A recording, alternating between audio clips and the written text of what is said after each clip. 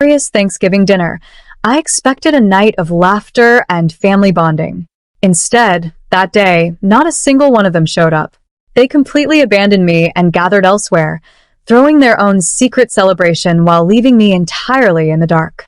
I sat there at my beautifully decorated table, staring at a mountain of untouched food, eating in pure humiliation as social media posts confirmed their cruel betrayal. But just as the tears started to blur my vision, the heavy oak door of my dining room swung open. My grandpa walked in, bypassed the feast, and silently placed a thick, sealed manila envelope in my hand. I opened it, and the truth left me completely stunned.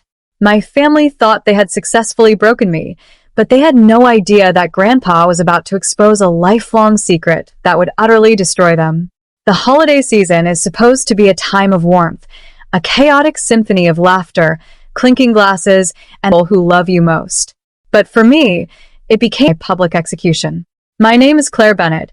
I am 27 years old, and until that freezing Thanksgiving evening, I foolishly believed that if I gave my family everything, they might finally give me a shred of basic respect in return. You see, I've always been the ghost in my own family. While my younger brother, Austin, was treated like a fragile prince whose every whim was a royal decree, I was the one expected to quietly achieve, solve every problem, and never ask for a single handout.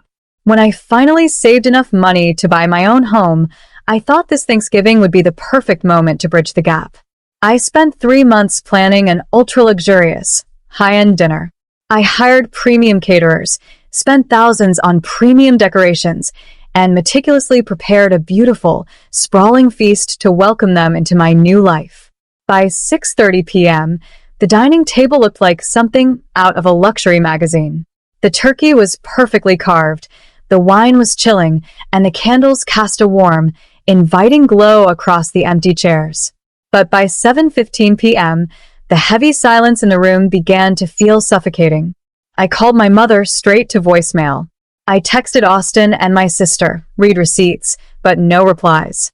The clock ticked past 7:30, and an eerie, heartbreaking realization began to sink into my chest. They weren't just running late. They weren't coming at all. I sat alone at the massive, empty table, surrounded by the untouched luxury that was supposed to buy my family's affection. The expensive catering stared back at me, mocking the thousands of dollars and endless hours I had poured into a night that had turned into an absolute nightmare. My chest ached with a physical, suffocating pain as I picked up my phone, my fingers trembling. I opened social media, desperately hoping to find a message, an excuse, a car accident, anything that would make this abandonment make sense. Instead, what I found completely shattered my world. There, right at the top of my feed, was a live video posted by my sister-in-law, Bianca. I clicked it, and the sound of boisterous laughter and clinking glasses flooded my quiet dining room. The camera panned around a sprawling, crowded room. It was Austin's house. My entire family, my parents, my siblings, my aunts, uncles, and cousins, were all gathered together under a massive banner that read, "Happy Thanksgiving." They were drinking toast after toast, laughing merrily, and passing around a massive Thanksgiving banquet. No one looked sad. No one looked worried about me. This wasn't a scheduling conflict or a misunderstanding. It was a coordinated, deeply cruel exclusion designed specifically to humiliate me and appease Austin's fragile, demanding ego. They had deliberately left me in the dark, throwing a secret celebration while knowing I was waiting for the city you're watching from, so I can see how far my story has reached. The synthetic laughter from the live stream echoed off my pristine, empty walls, driving a cold stake through whatever hope I had left. Hot tears of raw humiliation blurred my vision as I locked my phone and tossed it onto the table. I buried my face in my hands, crying in the dead silence of a home I had built but now felt like a prison. But just as the despair threatened to swallow me whole, the heavy crunch of tires on gravel broke the quiet. A moment later, my heavy oak front door swung open. I wiped my eyes in panic, expecting a delivery driver or a neighbor. Instead, walking into my dining room was my grandfather, Arthur. At 82, He was the fiercely quiet patriarch of our family, a man who had built our family's foundation but had spent the last few years completely distancing himself from the toxic greed of his own children. He didn't say a word at first. He simply walked past the elaborate, untouched feast, his sharp eyes taking in the empty chairs and my tear-stained face. A deep, simmering anger flashed across his weathered features, the kind of quiet fury that should have terrified my parents. He didn't offer a hollow hug. Instead, he reached inside his heavy wool overcoat, pulled out a thick, sealed manila envelope, and placed it firmly into my trembling hands. He leaned in, his voice cutting through the room with absolute iron certainty. "They think they have stolen your joy, Claire, but they have just signed their own financial eviction papers." My hands shook as I broke the thick wax seal on the manila envelope Grandpa Arthur had placed before me. I pulled out a heavy stack of papers, expecting perhaps a change in his personal will or a simple gesture of comfort. Instead, the kitchen light caught decades of corporate audits, hidden property deeds, and forensic financial statements that unraveled a massive web of familial deception. As I read through the highlighted rows, my blood grew completely cold. For the past 5 years, my parents and my brother Austin had been systematically embezzling millions of dollars from Grandpa Arthur's family manufacturing business.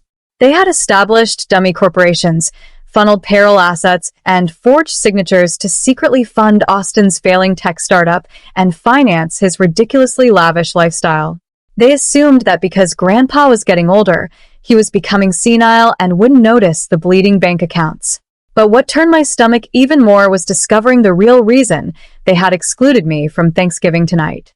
Tucked inside the folder was a copy of a group text message chain between my parents and Austin from a month ago.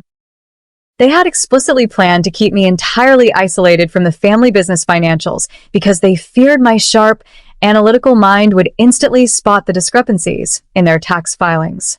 They didn't just skip my dinner out of preference. They ghosted me out of sheer criminal paranoia. The final document in the folder was a certified forensic accounting report, complete with a legal stamp, proving grand larceny, corporate fraud, and systematic elder abuse committed by my father and brother. They thought they were protecting their secret, but they had handed Grandpa the ammunition to destroy them. Grandpa Arthur leaned against the edge of the mahogany desk, a cold, calculated smile playing on his lips as he watched me process the sheer scale of their betrayal. He revealed that he had been entirely aware of their systematic theft for over a year, tracking every missing dollar with his own private legal team. He wasn't senile. He was simply waiting for them to show their true colors completely, ensuring they had crossed a line from which there was absolutely no legal return.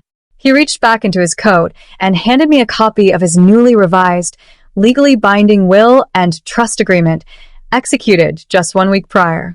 As my eyes scanned the legal decrees, my jaw dropped. The new terms entirely stripped my parents and Austin of every single cent, asset, and corporate title they expected to inherit, leaving the entirety of the multi-million-dollar family estate and the manufacturing business solely to me. But Grandpa's true genius lay in the poison pill he had quietly baked into their current lives. Over the past year, he had secretly heavily leveraged the family home and the commercial building housing Austin's startup into massive structural debts. He had positioned himself as their sole financial guarantor. With this new trust in place, Grandpa was pulling his backing entirely. The minor physical properties they currently controlled would immediately face total foreclosure without his financial lifelines. They thought they were building an empire on his back, but Grandpa had turned their entire lifestyle into a financial death trap, and he had handed me the absolute power to spring it shut. The following Monday, the trap snapped shut in the grand conference room of Arthur's elite legal team. My parents and Austin arrived looking smug, completely under the impression that this mandatory emergency meeting was called for a standard corporate restructuring or another financial handout. Austin strutted in wearing a designer suit, flashing a cruel, mocking smile when he noticed me sitting silently at the head of the long mahogany table. They actually believed I was being forced to sit there and watch them receive another promotion. That arrogant illusion vanished the moment Grandpa's lead corporate lawyer stepped forward, unsealed a fresh manila folder, and began reading the new executive decrees aloud.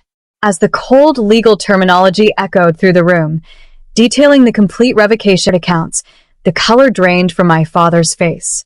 Beside him, their personal attorney began scanning the attached forensic fraud evidence, his hands trembling violently as his face turned utterly pale. He leaned over and whispered 3 words to my father that shattered their world. "They have everything." They were staring down the barrel of immediate, multi-million-dollar corporate bankruptcy and multi-year federal prison sentences for systematic elder abuse and grand larceny. Austin began to sputter, his voice cracking with panic, but I didn't give him the chance to speak. I calmly slid the final executive takeover papers toward myself and signed my name in clear, bold letters, officially assuming total control of the family estate. I looked directly into my parents' terrified eyes and delivered the ultimate blow. They had exactly 24 hours to sign over all remaining personal assets for court-mandated restitution, or my legal team would file immediate criminal charges. 3 months later, I sat in the morning sun on the porch of a charming cottage in Carmel, overlooking the endless blue expanse of the Pacific Ocean. I had completely assumed total control of the family manufacturing corporation, systematically removing the corrupt family elements and restructuring our assets to steer the business to record-breaking profits. The financial victory was absolute. Austin's flashy lifestyle had evaporated overnight. He was now working an entry-level, minimum-wage job just to avoid immediate prosecution while trying to pay back his structural debts. My parents had been forced to downsize from their luxurious estate into a tiny, cramped apartment, completely fractured and broken by the weight of their own greed. The family that had so cruelly abandoned me to eat in humiliation was completely ruined. Grandpa Arthur's ultimate gift hadn't just been millions of dollars. It was the realization that I was far stronger and smarter than any of them ever gave me credit for. What would you have done if you opened that envelope?